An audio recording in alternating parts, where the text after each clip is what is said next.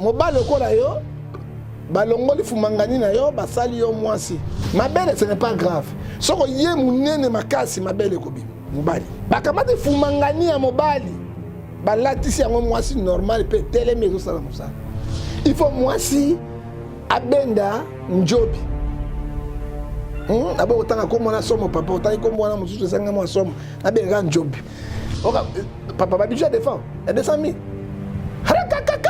oka passa ba ni ko bina zebula ozo mona miso nyoto ka mongbele mobala lingi kaka nini ifaza monoko na ye alia na kati ya fumangani abenda mwasi kave uyo so mona zo ningana azo ningana sako moto na nzambe chakwalilo ne makambo.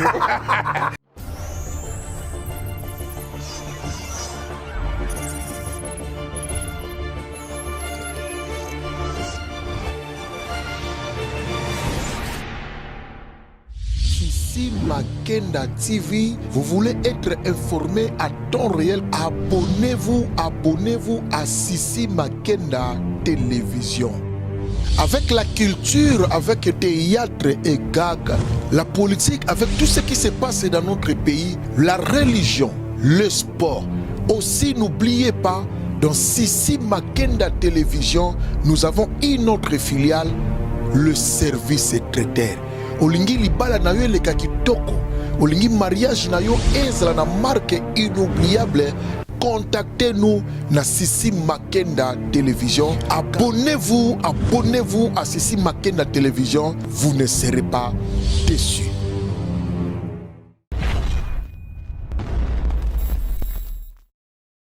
Attention, on a annoncé que déjà on prendre le plaisir l'homme de Dieu. On a mis côté un bateau. Tout est genre actualité obligeante de même. Il y a François Deforme tout le monde. Bolingo, na kati bolingo po. Mais la bête a moi mouké hein. Bali misanga ya bête a moi mouké. Mais ça y mota kufi mabina bino ngama malam et Romain et Bessi Bessou na 10 personnes juste devant Dieu. C'est là que je termine. Amen.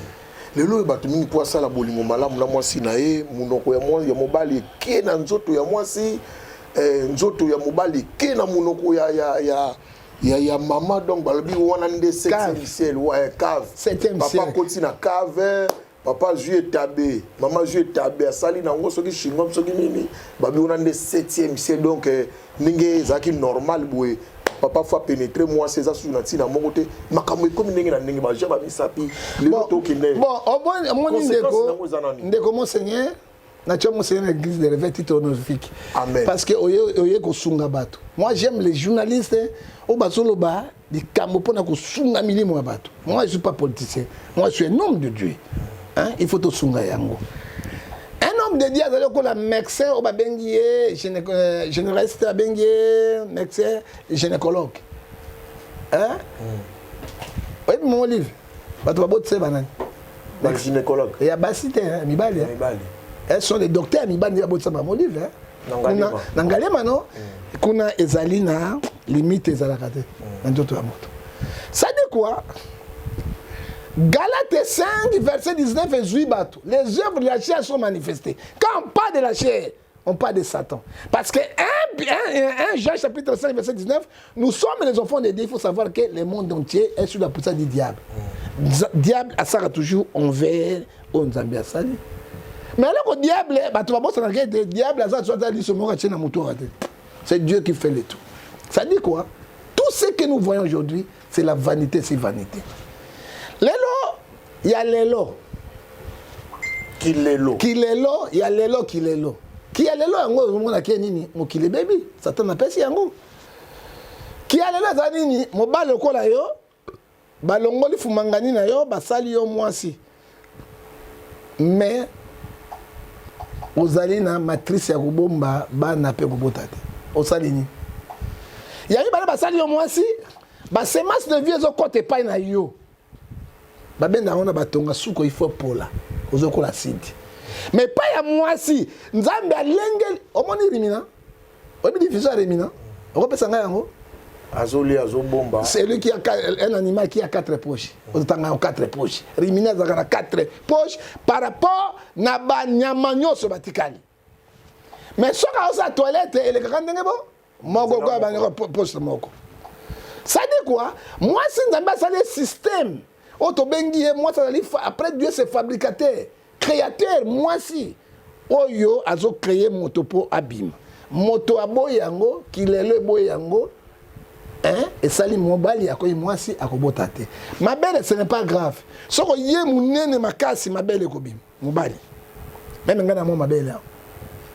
Même ngana mo ma belle, bande ko pousser. Ok, tant on bange ko munene, il faut ma belle peine. Mais ma belle n'a maman ité. Ma belle n'a jamais repensé moi na amela ngwabika. Il faut que ma belle et maman Nzambi asali. Ça dit quoi? Nous faisons le contraire à la volonté de Dieu. C'est pourquoi, frères et sœurs, Esaïe 30 azolo bayango. Malheur aux enfants rebelles qui prennent la résolution sans moi. Chirurgie esthétique. Bakamati fumangani ya mobali. Balatisi yango mwasi normal pe telemi ezosala mosala.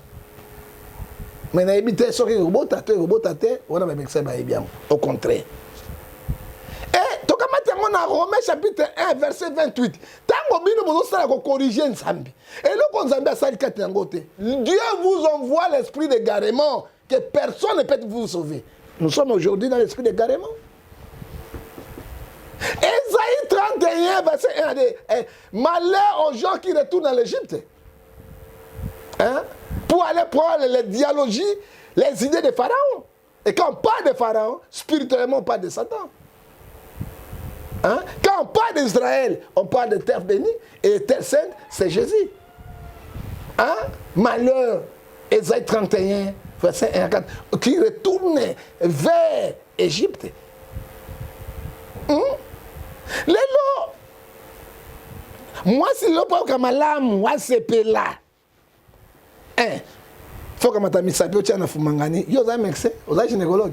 Mais ko kata babilo ko suna kati. Est-ce que biso ki nzaka ka ya muke? Il y a beaucoup de femmes aujourd'hui basées sur un problème et cancer utérus. Elles meurent parce que Romains 23, c'est le salaire du péché, c'est la mort. Manzako se touché car na nzoto ya mwasi na kati papa et zoki sega moke c'est fini c'est cancer. Mais moi c'est pas bien. Oh Satan utilisé bango Galates 5 verset 19. Il faut otiaye. Mais so otiaye mais fumangane leki ma misapi. Pourquoi pas tika na fumangane on Nzambi abongisi yango? Pourquoi pas? Yami balé toke pour ko sauver bango. Et mobali pas yo kamalam na kati ya vie na ye. Effectivement, il faut moi si abenda njobi. Abo otanga ko mona somo papa otanga ko mona mususu sanga mo somo na benga njobi. Il faut abenda njobi big azoli ya shingombe. Ba benda njobi ko azoli ya oyo nani boudin. Benda. Obi conséquence nango. Conséquence nango ya mibali. O ba benda ba njobi. Ba suka nango ba impuissance sexuelle. Ya mibale conséquence na yango ezali malade de la prostate. C'est la prostate. Ozo kanakati nango. Balingi ba pratique wana. Ya mibale. Mobala lingi kaka nini ifazo monoko na ye ali ya nakati ya fumangani. Abenda mwasi cave. Yo so mona zoningana azoningana. Oyebi sikoyo conséquence nango soki mwasi azali nakati otobengi na ba infection. On doit attraper infection dans mon nez parce que ce sont des lèvres. Et puis, dans d'autres mois, c'est deux lèvres pesales. Dans mon nez, moi, c'est deux lèvres pesales. Ce sont des lèvres. On comprend que les balles mingi, minoko était là, rouge. Oyanga était là, oyanga était là pour na dilo banzan. Bambebunyo c'était là, les balles mingi. Bazan infection. Et balia fumangani abasi. Et puis, ça, les balles mingi, awa. Remona apota awa ezobenda na awa ezali ba infection ezakati na bango. C'est pourquoi Ephésiens 5 verset 6 c'est lobby la colère de Dieu tombe si les fils de la rébellion moni mortalité ezali mingi na mokili bato bazo kufa mingi na mokili parce que on a dit ba conséquences na yango mabe yango ezali yango. Est-ce que c'est normal moi si pendant que azana ba makambu na ye nde ba sanza na ye na ngonga na ye wana ya nini Mobali. Non, ils strictement interdit même. À quoi que vanda pendant même sur l'église parce que à ce sacerdoce c'est qui abolit na 7 verset 12. À quoi quand même la liée très sainte. Hein? Na mobe comme moi seulement c'est na sanja à quoi que simba ta maïté. Na Lévitique sont aussi maï combien pire. À quoi mobali pas bimina combien pire. Un pire. Oko simba te lamba na été. Ça dit quoi soko simbi même lamba ya moi si wana ko simba boy okomi impie. Hein? Mais maïne katine ya suka na basse oko toucher yango te. Mais ye soyez abolir yango mais ba ni structure moko ezali mais akiko kota na lié très sain ko la cherté. Ako suka na parvis eska ba tutu baza akota kuna te. Mais tango yo zo connaître moi si au moni ana santa na ye. Po yo pité ko mbwa. Oleki me mbwa na pité, moi ça se fait ebisa yo. Automatiquement, tu as péché contre l'Internet. Donc ne faites pas ça chez vous. Nakanisa que champion Edi na Château Rouge. En tout cas, coiffure, pédicure. Et bah, tu vois ça, Galates 5, verset 19, ils sont punis de mort. Ils sont punis de mort. Tozaka wana mis l'esprit yang. Ozoka mate ya kitoko yo prophète Ngefazo Pesabiso. Bélange Makenda la Médouze tozoka makambo l'homme de Dieu ba bibino surtout bino ba prophète meko bo sala mbongo bo sala mingi na contrôle moto soke na likambo bo benga soit contrôle soit consultation prophétique et puis faut fouta mbongo pourquoi quand il mona na Nzambe aleka na consultation prophétique aleka na ba contrôle yo sala mama lampozo libiki non moi na Nzambe yako sala répétance yé moko na no peut pesa vie. Tout d'abord, répétance na yo. Oui, mais on balobaga, tout délivrer bandoki. Ndoki po yé mori fan di matikate. Ce qui a tiki en moté aussi la terre. Pourquoi la concession prophétique, ce sont des commerçants. Église de réveil, ce sont des commerçants. Protestants à concession prophétique est arrêté pour. Avec la leçon vous arrêtez peli mon centre. Bako Sarabino, on vous trompe frère. Hein? Bazoko Sabino, Nabiloko wana, on vous trompe. Ça dit quoi? Bango, bazana ba makambo na bango basalaka. Ozomona, constitution prophétique au fouti. Non, il n'y a pas. Dans quelle église? Il n'y a pas de pasteur. Ce sont des escrocs. Matthieu 24, verset 24. Écoutez, il y a bien noté. Osée 4, 6, mon peuple périt par manque de connaissances. Souka constitution prophétique, maman Robi Mandoki, papa Robi Mandoki, tata Mwasa Robi Mandoki, yaya Robi Mandoki. Et que neke musika te tango yo langi boyale babani ko benda yo biloko na prophétie lokuta oyo Romain 13 azo bisakati na biso ozomona biloko na ifoto tika yango Bible zo bisabiso na Matthieu 10 verset 8 vous avez ici gratuitement donné ça gratuitement mbongo uta wapi mais semence boemité pekisa mité et ça une stratégie mon sou nzambe sali pour moto bazo lobiko surtout comme dans 1 Corinthiens chapitre 9, verset 11. Si nous s'aimons parmi vous les biens spirituels, est-ce que c'est une grosse affaire de vous s'aimer vos biens temporaires? Pour la Zolobaya.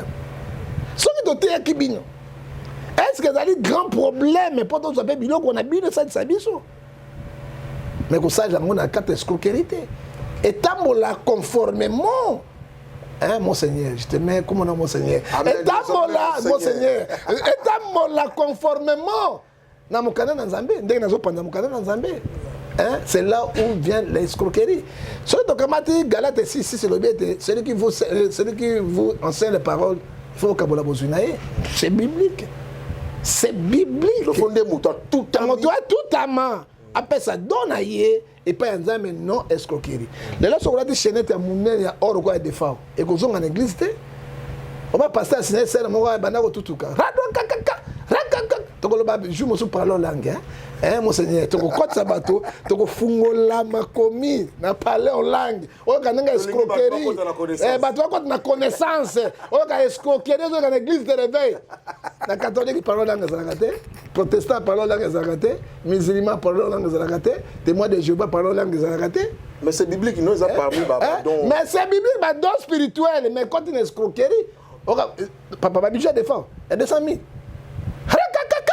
oka passer bani ko bina zebo na koko ozo mona miso nyoso ka mongbele muyibi akala oka suka nango chenette oyo nzambe azo ebisa ngai mami wata na kati nyoka na kati papa ekei soki bazwi yango soko moni mwasi na lati yango te makango na lati yango te kende na gambila dans la ville okuta chineti wana siko mami wata na nguma siko teki yango ndenge nini point d'interrogation point d'interrogation kitoko wapi faut l'être vraiment c'est-à-dire que awa tozana prophète ngefa toye turo tolungi alobaka politique bien mais tolungi amemaka biso siko na bonzambe c'est que moi je vais monsieur na boyebi parce que mon peuple périt faut de connaissance ningi batumso mona osala makambo a éjaculer libanda to c'est une masturbation.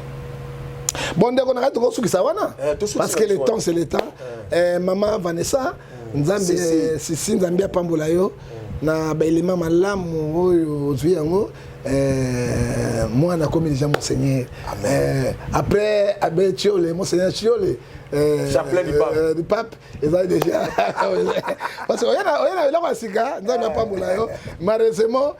Caméraman a biso azali mauritanien pour la forme tout mauritanien comme ça Nixon quand même filtration de partout quand même filtration même la presse la presse mauritanie avec caméra ah mawa mboko Congo papa ça kana le sang colombe de Dieu na salere ko na botama congolais il faut na botama congolais te toke na masturbation moto na Nzambe chokolilo nde makambo papa Vanessa chokolilo nde makambo bon ok.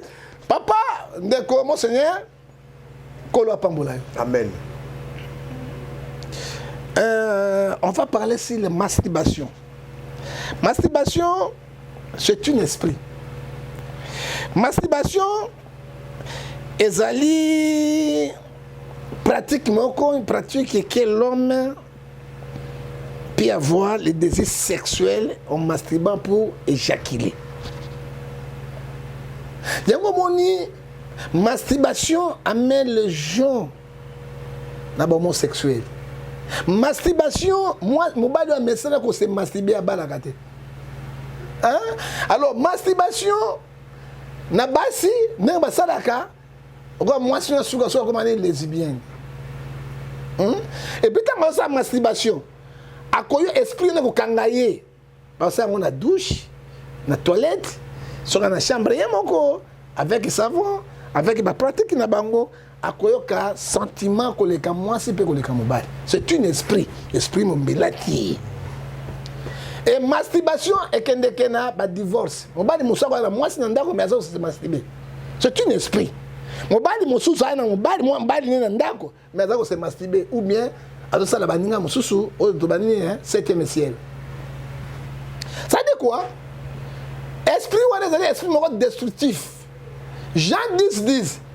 Et le volet vient pour détruire, pour égorger, pour détruire. Et il est qu'on détruit. Moi, toi, ça va se bien. Non, yo, à boire qui va semence sur la libanda. Alors, 100 mois si y est mon, 100 mois si y est mon. Parce que la technologie peut évoluer. 100 mois si y est mon. Avec moi, je dis que moi, ça va aller, on a danger, on a date, tout cela. La kawana, c'est Dieu seul qui connaît. Hein, papa? Dans mon côté, dans le Cambo, oh yo, hein, na côté dans le Cambo, na bon zambete. Parce qu'il y a une femme là, au sein de rapport sexuel, na ye, au zubanga, tantôt à cause de mais moi, na battu, toujours na baliété. Bon, wana, c'est Dieu qui crée. Oh, moi, c'est azate. Mais si on se masturbe, image Jésus et Léonine, sirène. Hein? Surtout, ma sœur, ma tambola, kawana, au kangi pantalon nyoso. Hein? Engonga nyoso kwa libata libanda ekangi ju etelemo kwa libata ozotambolaka pikitiki surtout balataka ba stress sans caleçon hein tanga zotambola mais ba masturbeur wana kalelo nzoto nyoso ekangi papa ba masturbeur bazomona ngoti esprit wana ke total tanga zoko se masturber akopenser na mwana mwasi na mona kina nzela sata ko bimisi imaginer directement ko penser na yango nde azomona ko sa réponse sone a éjaculer. Ça dit quoi? Na mwasi oyo asopi zemi. Il a tué.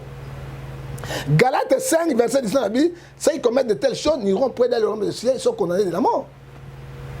Na moto s'est masturbé, à boire qui 100 mwasi, il a tué aussi. Masturbation. Source n'a pas éjaculation. Parce que mwasi fa zemi, a sengeli na semence de vie. Yo bois qui yango 100 mois si les gens moi c'est na zemi à 4 mois 5 mois qu'un hôpital balongo li zemi vous tous, vous êtes condamnés devant Dieu. Bokomata, na Bokondina Zambete, vous êtes condamnés de mort. C'est là où je termine. Voilà. Ainsi, vous avez connu aussi la vérité. Vous connaîtrez la vérité, vous connaîtrez la vérité avec l'homme de Dieu, le prophète Ngefa, Bozo Zwaboyebi. Tolingi, mon peuple est mère, faute de connaissances. Osée 4, verset 6. Osée 4, verset 6. Désormais, Tolingi, to kote sabino na boyebi, to memabino na kati saboyebi, pe bobungi longwa, parce que bobungi, na kozanga boyebi, zo memabiso na liwa, parce que vous avez aimé.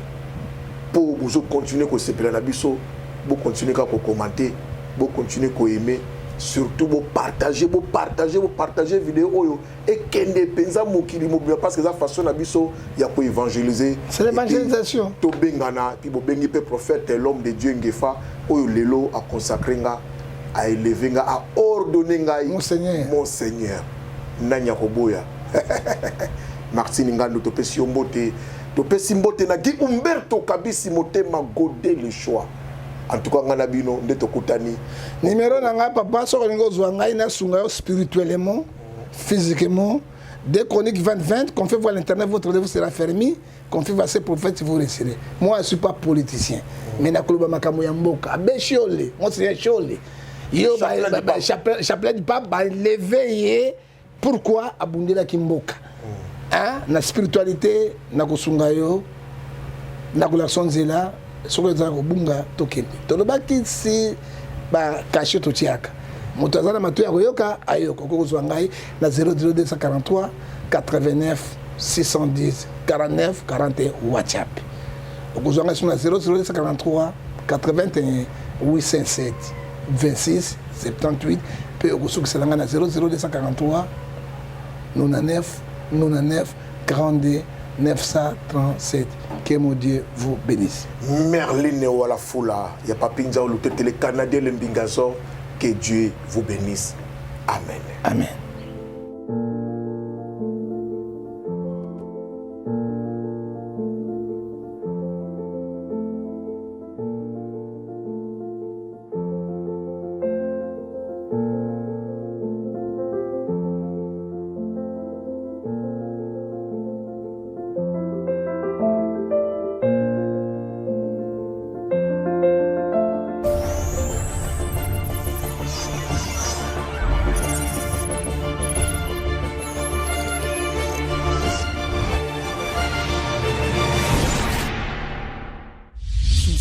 Makenda TV, vous voulez être informé à temps réel, abonnez-vous à Sissi Makenda Télévision.